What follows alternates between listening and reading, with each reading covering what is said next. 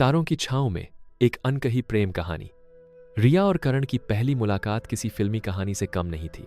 मुंबई की एक भीड़ भरी लोकल ट्रेन में, जहां सांस लेने की जगह भी मुश्किल से मिलती थी, रिया की किताब करण के हाथ से गिर गई थी। सॉरी, उसने झिझकते हुए कहा था, जबकि उसकी नजरें उस किताब पर थीं जो अब उसके पैरों के पास पड़ी थी। करण ने मुस्कुराते हुए किताब उठाई। कोई बात नहीं। उसकी मुस्कान में कुछ ऐसा था कि रिया को लगा जैसे उस भीड़ में भी उसे सुकून मिल गया हो। किताब थी 100 साल का अकेलापन। करण ने देखा और बोला, वाह, क्लासिक पसंद है। रिया थोड़ी हैरान हुई कि किसी ने भीड़ भरी ट्रेन में भी उसके हाथ में इतनी देर से थामी किताब पर गौर किया। बस वहीं से उनकी बातें शुरू हो गईं, किताबों पर, सपनों पर, और फिर धीरे धीरे एक दूसरे पर। हर रोज उसी लोकल ट्रेन में उनका मिलना तय सा हो गया। कभी बातों का सिलसिला लंबा चलता, कभी सिर्फ एक हल्की मुस्कान ही काफी होती। कुछ ही हफ्तों में ट्रेन की वो मुलाकातें कॉफी शॉप तक पहुंच गईं। उनकी दोस्ती गहरी होती गई। करण को रिया की बेबाकी पसंद थी, उसका हर बात पर मुस्कुराना और जिंदगी को खुलकर जीने का उसका नजरिया। रिया को करण का शांत स्वभाव भाता था, उसका गहराई से सोचना और छोटी छोटी बातों में भी खुशियां ढूंढ लेना। वे दोनों एक दूसरे के बिल्कुल उलट थे, फिर भी एक दूसरे को पूरा करते थे। एक शाम मरीन ड्राइव पर बैठे हुए, लहरों की आवाज और शहर की जगमगाहट के बीच, करण ने रिया का हाथ थामा। उसकी हथेलियां हल्की पसीने से भीगी थीं।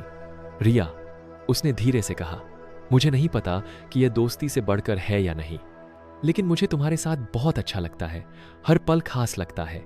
रिया का दिल जोरों से धड़कने लगा। उसने करण की आंखों में देखा, जहां अनकही बातें चमक रही थीं। उसने बस मुस्कुरा दिया और अपना सिर उसके कंधे पर रख दिया। उस पल उन्हें किसी और शब्द की जरूरत नहीं थी। उनका मौन ही उनके प्यार की कहानी कह रहा था। उनके प्यार का सफर शुरू हो चुका था। वे साथ मिलकर दुनिया को देखने लगे। कभी लोनावला की ठंडी हवाओं में खो जाते, कभी गोवा के समुद्री किनारों पर रेत में पैर धंसाए बैठे रहते। हर यात्रा, हर पल उनके रिश्ते को और मजबूत बनाता गया। करण रिया के लिए कविताएं लिखता था और रिया उसके लिए उसके पसंदीदा व्यंजन बनाती थी। छोटी छोटी बातों में वे एक दूसरे के लिए प्यार जताते थे। एक बार करण बीमार पड़ गया। तेज बुखार और कमजोरी ने उसे बिस्तर पर डाल दिया।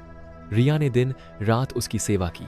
उसने उसके लिए खिचड़ी बनाई, उसके माथे पर ठंडी पट्टियां रखीं और रात रात भर उसके पास बैठी रही। जब करण थोड़ा ठीक हुआ, उसने रिया का हाथ पकड़ा और उसकी आंखों में देखते हुए कहा, तुम मेरी ताकत हो रिया, तुम्हारे बिना मेरी जिंदगी अधूरी है।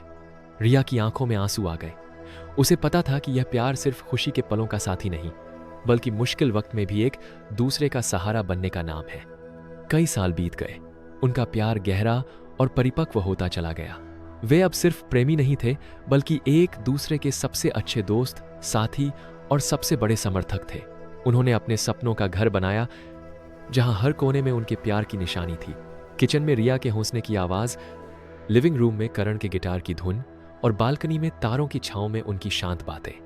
एक रात अपनी शादी की सालगिरह पर वे उसी मरीन ड्राइव पर बैठे थे जहां करण ने अपने दिल की बात कही थी। चांदनी रात थी और दूर शहर की रोशनियां चमक रही थीं।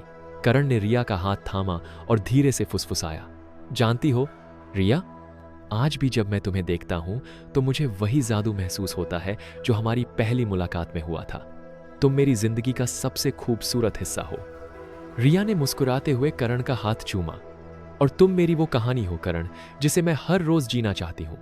वे दोनों एक दूसरे में खोए हुए थे, जैसे समय थम सा गया हो। उनका प्यार उस शांत रात में तारों की तरह चमक रहा था, हमेशा के लिए। यह एक ऐसी प्रेम कहानी थी जो सिर्फ दो दिलों की नहीं, बल्कि दो आत्माओं की थी, जो एक दूसरे के लिए बनी थी।